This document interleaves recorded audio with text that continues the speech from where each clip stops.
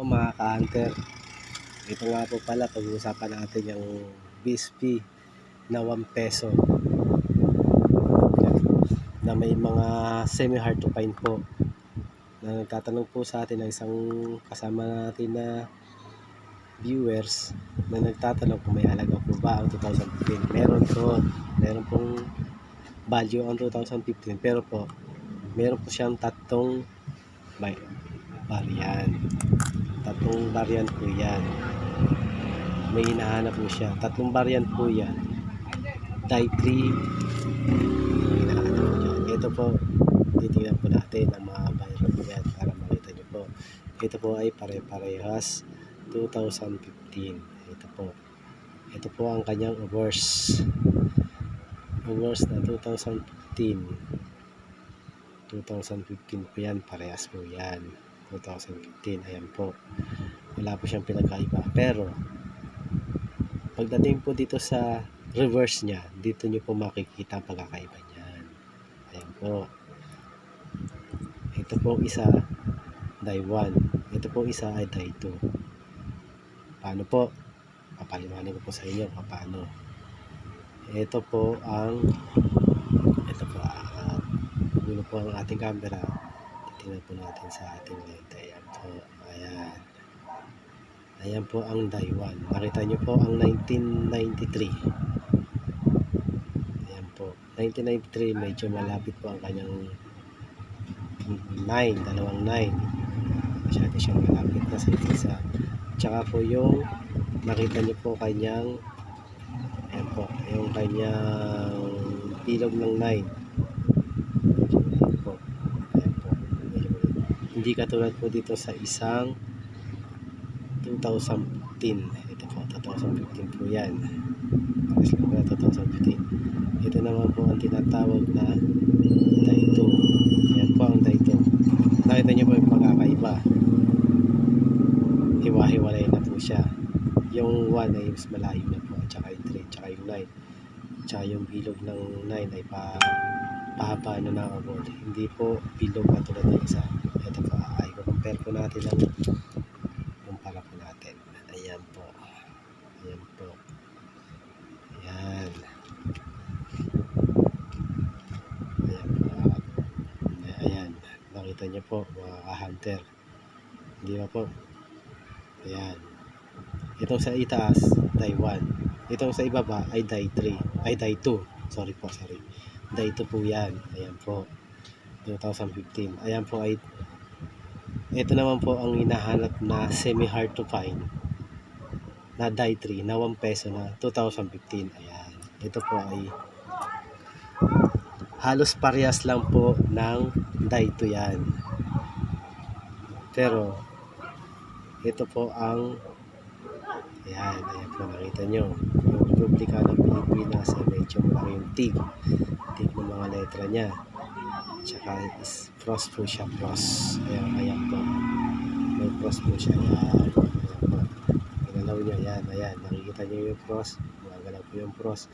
Ayan po ang semi-hard to find. At ayan po ang hinahanap sa 2015 mga ka-hunter. Sana po huwag kayong malito. Dahil tatlo pong variant po ito. Ito mga ka-hunter ha. Ito po ay binipili sa halagang 100 to 300 pesos. Basta po uncirculated ang inyong mga barya, malaking halaga, 300 pesos. Ayun, nakita nyo po 300 pesos. Ayun, sa piso mo magiging 300 pesos. Ito po, ayan ang kanyang reverse. Ayan po, nakita nyo. Halos parehas lang po sila ng die 2. Pero may pagkakaiba po yan. Nakita nyo yung pagkakaiba sa tig. Nakita mo yung tig. Ito po, yung nakita mo yung S, mas mataba po ang S kaysa dun sa common na die 2. Ayan po. Ayan.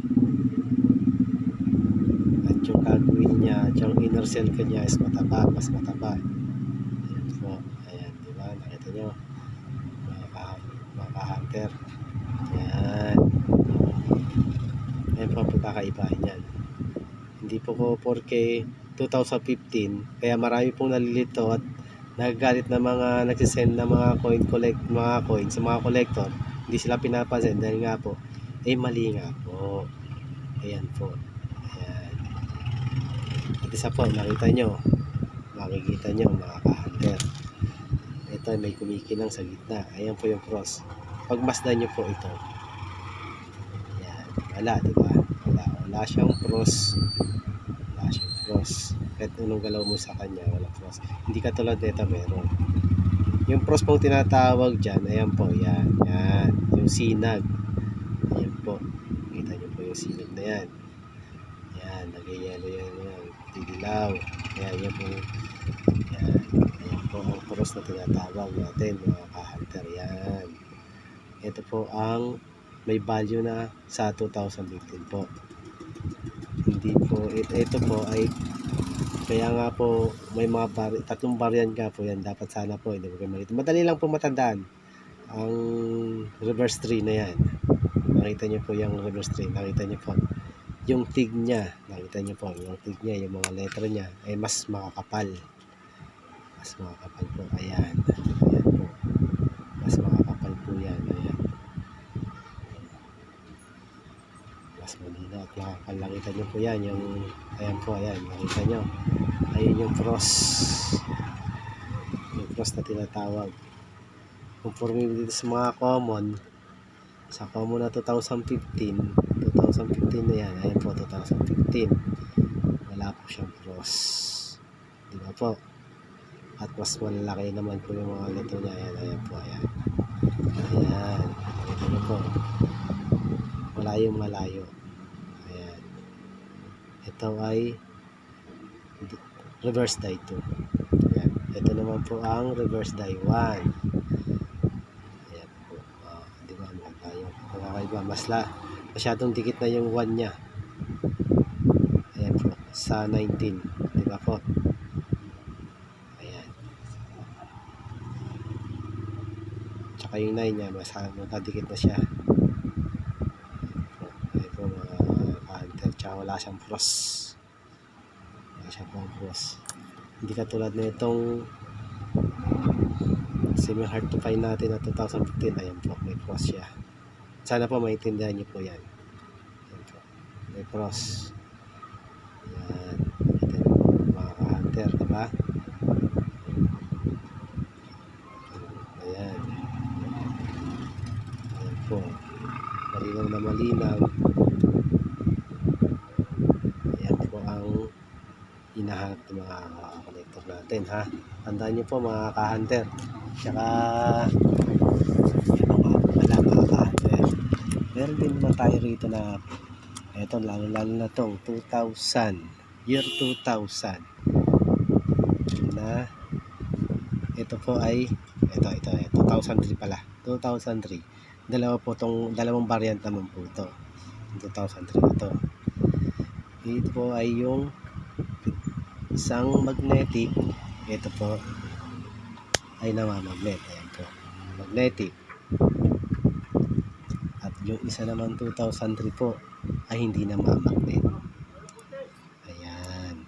Ayan po, 2003 po yan. Pares po yan, 2003. Ayan po mga hunter. Ayan. Kaya nga po maraming nalilito na mga maguhan na nag-send lang sa mga collector na hindi naman tugma, kasi nagagalit sila dahil hindi tugma po ang hinahanap. Yun po. Ayan. 2003 po. Isang non-magnetic at isang magnetic. Ayan po. Ito po ang magnetic na hinahanap ng mga collector na mahirap din hanapin po. Dapat po circulated din po yung barya natin para magandang presyo po ang bibili sa atin ng mga collector. Ayun po. Tsaka ito pa nga po pala, meron pa po tayong sabag. Ito pa nga pala ang bibili. Sana po, ito po kasi naghahanap po ako ng naghahanap. Sana po, matulungan nyo ako at At ito po ay bibiliin ko sa inyo at mag-comment lang po kayo sa akin kung meron kayong makita nitong year 2000 na BSP series na 10 peso. Wala po tayo niyan. Ito po ay binibili ko rin. Kung maganda po ang inyong kondisyon, bibiliin ko sa 100 to 300 pesos po ang isa. Basta po, depende po sa klase o ganda ng inyong barya. Ito po ay bumuto tayo. Ito pa ang isa pang hinahanap natin. 2007 na hard to find. Ito po ay bibili natin ng 1.5 to 1,000 to hanggang sa 1.5. Basta depende po rin po sa klase ng barya na inyong bibili. Send lang po kayo sa akin pag may barya po kayo sa ganyan at akin pong bibilin. Yan itong 2009. Ito po ay bibilin ko sa halagang 2,000 hanggang 1.5. Depende rin po sa klase ng ating barya. Ito po ay bibilin ko rin 2014, semi hard to find na hinahanap ko pa rin po. Ay bibilin ko rin po sa halagang 100 to 300 pesos. Yan po. At isa pa po ay itong NGC series na 2017.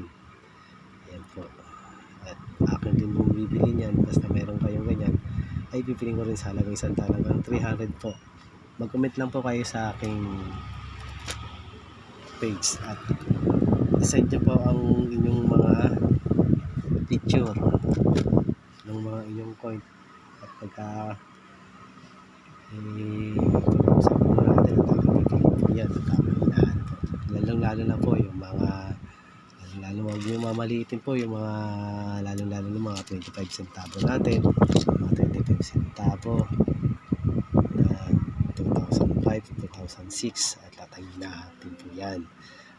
Kaparya, bibili natin na sa halagang sa 50 hanggang 100 pesos. At ang isa pa ang binibili natin mga ka-hunter, yung NGC series na 25 centavo na 2017. Yun po, natin. At isa pa po, yung 1 peso na NG series na 2017. Ayun po, patuloy natin hinahanap. At sana po, ayun, meron tayo na. Meron kayo yan, itisin nyo lang po sa akin. At ako ibibilin. Yung NG series po na 2017. Akin pong bibili yan. Bibiliin ko po yan sa halagang 300, 100. Basta maganda po ang condition. Po. Nakita nyo po yung mga ganitong mga condition, mga gandang condition po. Mga ganyan, mga linis, mga uncirculated. Uncirculated po. Ang ating bibiliin. Mga ka-hunter, sana makahanap kayo. Matulungan nyo ako sa aking hinahanap ng mga series. Bibilin. Send nyo lang po sa aking page. Comment lang po kayo at subscribe nyo lang po at pakishare na rin po ang aking video para matulungan po natin ang ibang mga kolektor at mga viewers po natin. Lalo na po pala ang itong 20 pesos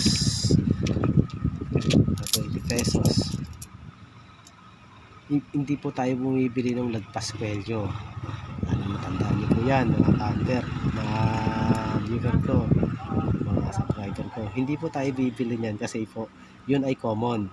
Ang bibilin po natin dito yung 2019 na upper mid-mark. Ayan po ang bibili natin. Kaya huwag po tayo mo masyadong magpapaniwala minsan sa mga ibang vlogger na bumibili ng mga lalaking value kasi po yun hindi totoo. Yun lang po sa akin naman po totoo lang naman yung sinasabi namin kami mga kasamang vlogger na ibang magkasama, yung totoong presyo lang po kasi yun po ang naano namin sa numista. Kung magkano po yung sa numista, yun din lang po ang price na ididikta namin sa inyo. Hindi po ang dapat na price na dapat na bili namin. Yun po, hindi po katulad ng 20,000, 15,000, hindi po totoo yan. Mga rare po, binibili lang namin sa mga ganito 300, 1,000. Pinakamataas na po yung 4,000, 2,000 sa mga hard to find na hinahanap namin. Sana po magustuhan yung aking vlog, mga aking video. Sana po pakishare. Kung mayroon po kayo mahanap na mga ganung hinahanap kong mga series, pakisend na lang po at mag-comment sa aking page. Maraming salamat po.